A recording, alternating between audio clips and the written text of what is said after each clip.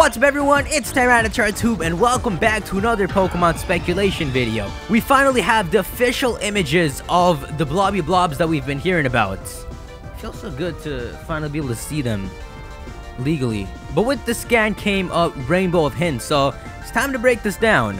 Take a look at this. The blobs, there they are. In one corner we have the blob reunion, and in the other corner we have the 4th Mega Evolution Act. But let's focus on the blob family. In a recent video, I speculated that these blobamons are a part of Zygarde and could be the thousands of little hexagons that it uses to fight, as seen when it uses 1,000 arrows and 1,000 waves. And looking at them in this image, it really does seem like that could be true, but I think there's more to it. Zygarde is the guardian of Kalos. If anything happens in the region, it'll awaken and spank you. And you can't be discreet. Somehow it will know if something is happening in the region. What if these blobs are receptors for Zygarde, and how it is able to monitor the ecosystem?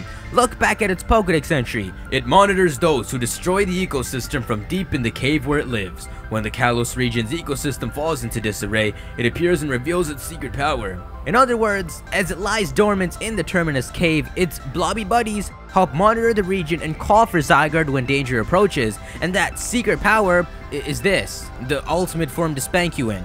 Look back at this image. It looks like the gathering to pass intel onto Zygarde. Everything fits perfectly into place. As something connected to Zygarde, the human in this screenshot is probably trying to use the blobs to get to Zygarde.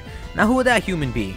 I don't know, but on the topic of Zygarde, there's Dr. Obelisk. Now I don't want you guys to misunderstand this. Zygarde's playing a role in both the 19th Pokemon movie and the 4th Mega Evolution Act. They're not the same special. But the fact that Zygarde is standing here as a key character in the next Mega Evolution Act is huge. I've been going along the idea that Zygarde's Titan form would be a form change like Koopa Unbound, but seeing all this is making me think twice about that. But first, I want to talk about the 3 things that this poster could mean for Zygarde.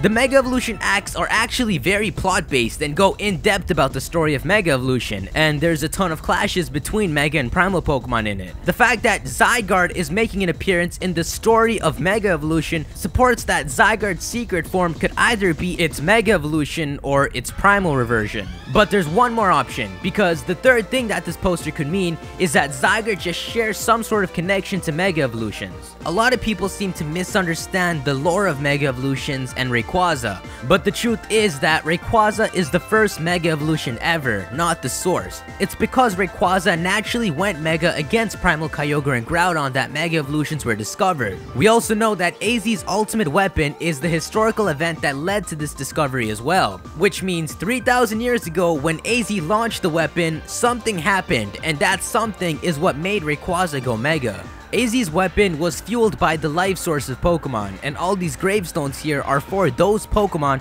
that lost their lives for the weapon to be launched. The first time the weapon was launched, it radiated the power of Xerneas, reviving Floette and making themselves immortal. And the second time it was launched, it radiated the power of Yveltal and sucked the life out of the 2 sides of the Great War. But how was the ultimate weapon able to radiate the power of the X and Y legends if it was a man-made creation? It's not like you can mimic the power of life and death. The only possible explanation is that AZ was lent power by Xerneas and Yveltal to end the meaningless war. Let's take it one step forward. What if AZ was really lent the power of life, death, and order? What if while Xerneas' powers gave life and Yveltal's powers ended the war, Zygarde's powers created Mega Stones for strong bonded trainers to help maintain order? After all, unlike Kyogre and Groudon, Xerneas and Yveltal are not enemies. They just follow their own roles. Here's mythology for you. This is the Yggdrasil, the tree that represents this world. There is an eagle at the top of the tree, a deer roaming around the tree, and a serpent under the tree.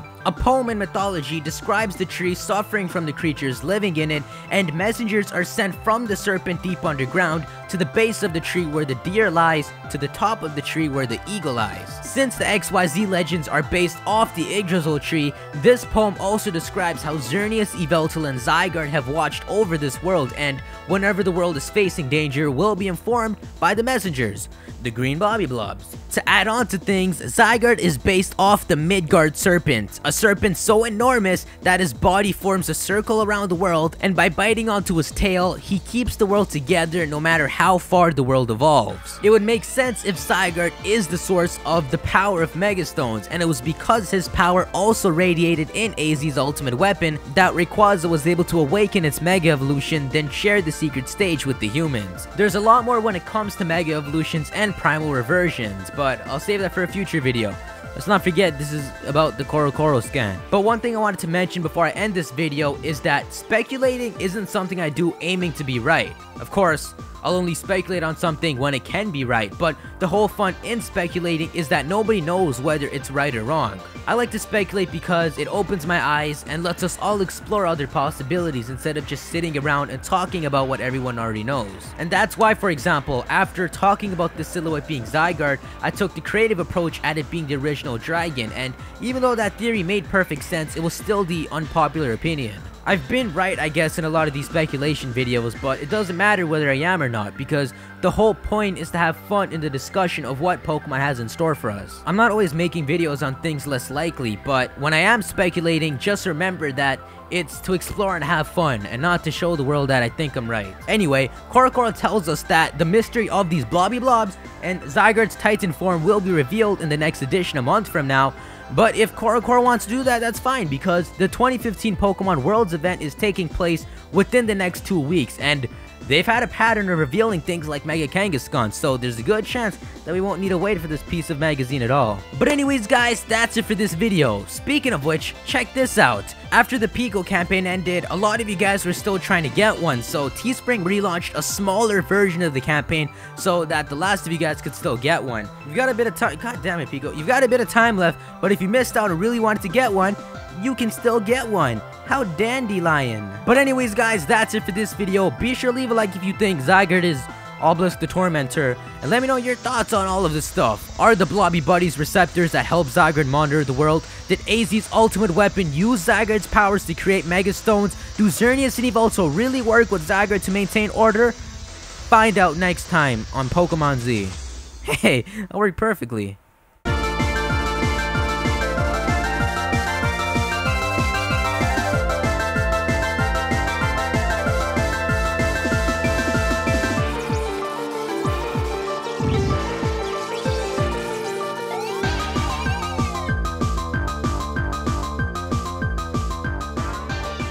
What's up everyone, it's Tube, and welcome back to another Pokemon speculation video. We finally have Merry Christmas. What the hell is wrong with me?